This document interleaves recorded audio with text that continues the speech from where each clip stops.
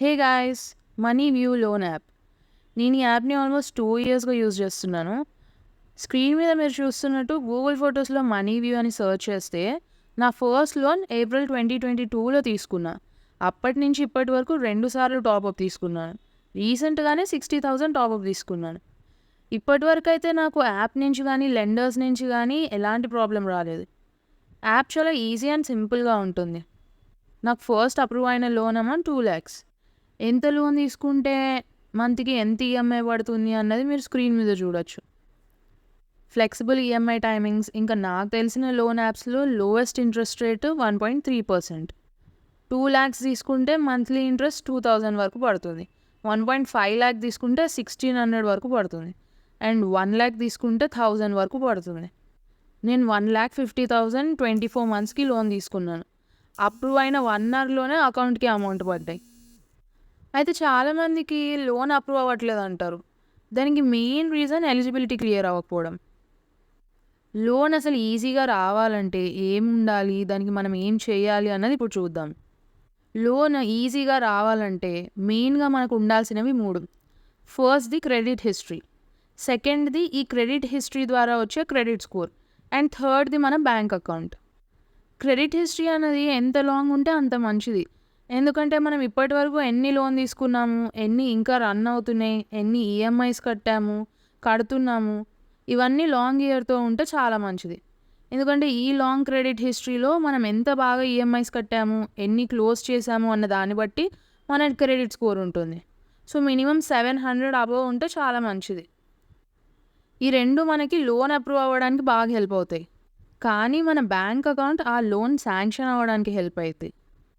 అలా అవ్వాలి అంటే అది నార్మల్ అకౌంట్ గానీ, సాలరీ అకౌంట్ గానీ కొంచెం ట్రాన్సాక్షన్స్ ఎక్కువ అమౌంట్‌తో అవుతా ఉంటే బెటర్. ఎందుకంటే ఎంత ఎక్కువ అమౌంట్ ఉంటే మనకు అంత శాంక్షన్ అవుతది. సో ఇవి లోన్ ఈజీగా రావాలంటే ఉండాల్సినవి. సో ఆబ్వియస్‌లీ మనకి లాక్స్‌లో లోన్ కావాలంటే మన క్రెడిట్ హిస్టరీతో రాదు. మరి నాకు 2,00,000 ఎలా శాంక్షన్ అయ్యింది? దానికి రీజన్ నేను మా నాన్న పేరు మీద లోన్ అప్లై చేశాను. సో, మీరు గూడా మీ ఫ్యామిలీలో either me mother or father లేదా ఇంకెవరైనా long credit history with credit score ఉన్న వాళ్ళు డీటెయిల్స్‌తో అప్లై చేసుకుంటే ఈజీగా వచ్చిద్ది.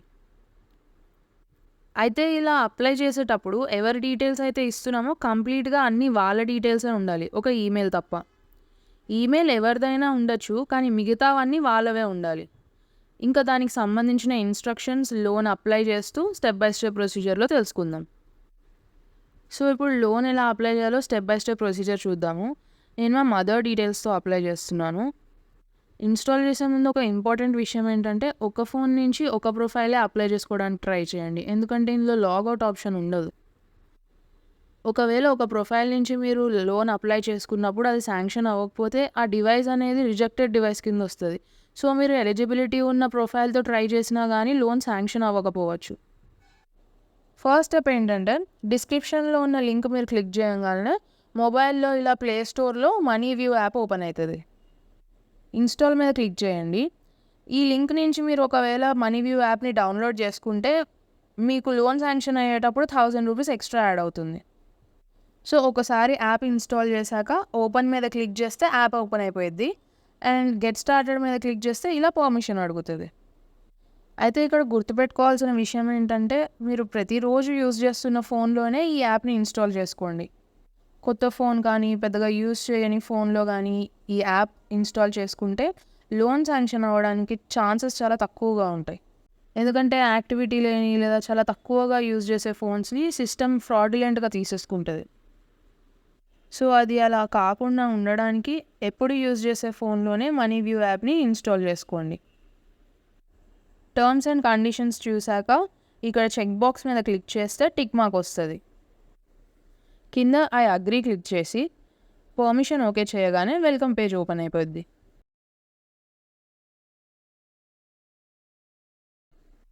ఇక్కడ మీ మొబైల్ నెంబర్ ఇంకా మీ ఈమెయిల్ ఐడీ ఇవ్వాలి.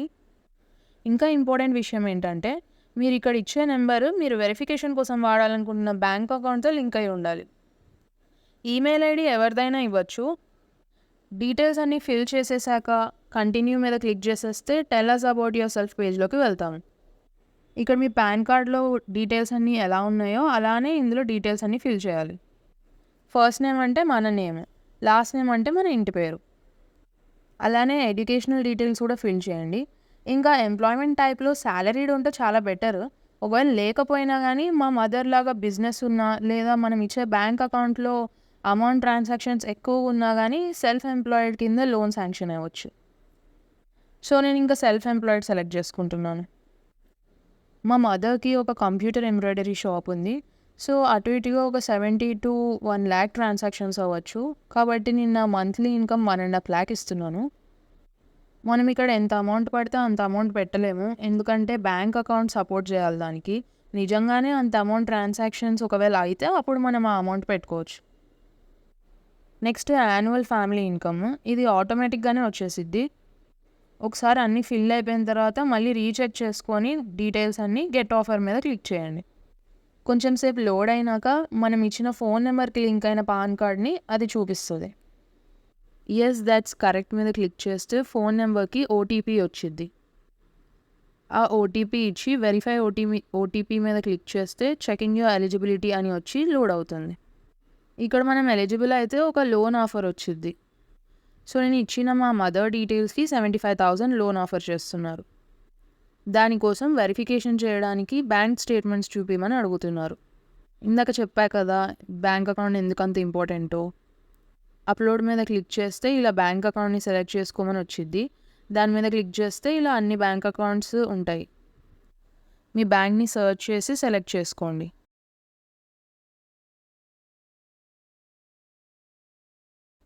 మోడ్ ఆఫ్ వెరిఫికేషన్లో బ్యాంక్ స్టేట్మెంట్ వయా ఓటీపీ అన్నది వాళ్ళు రికమెండ్ చేసేది. సో ఫస్ట్ది త్వరగా అయిపోయింది. సో ఫస్ట్ ఆప్షన్ మీద క్లిక్ చేస్తే ఇలా వచ్చింది. కంటిన్యూ నొక్కాక నెక్స్ట్ స్టెప్స్ సెక్యూరిటీ పర్పసెస్ కోసం చూపిలేను, బట్ చాలా సింపుల్ స్టెప్స్. ఇక్కడ ఇంతకుముందు ఇచ్చినట్టు ఫస్ట్ ఇచ్చిన మొబైల్ నెంబర్ ఇవ్వండి, ఆ నెంబర్తో ఉన్న బ్యాంక్ అకౌంట్ వచ్చింది, లింక్ చేయండి, ఓటీపీ వచ్చింది. వెరిఫై చేశాక మీ బ్యాంక్ స్టేట్మెంట్స్ని వెరిఫై అవుతాయి.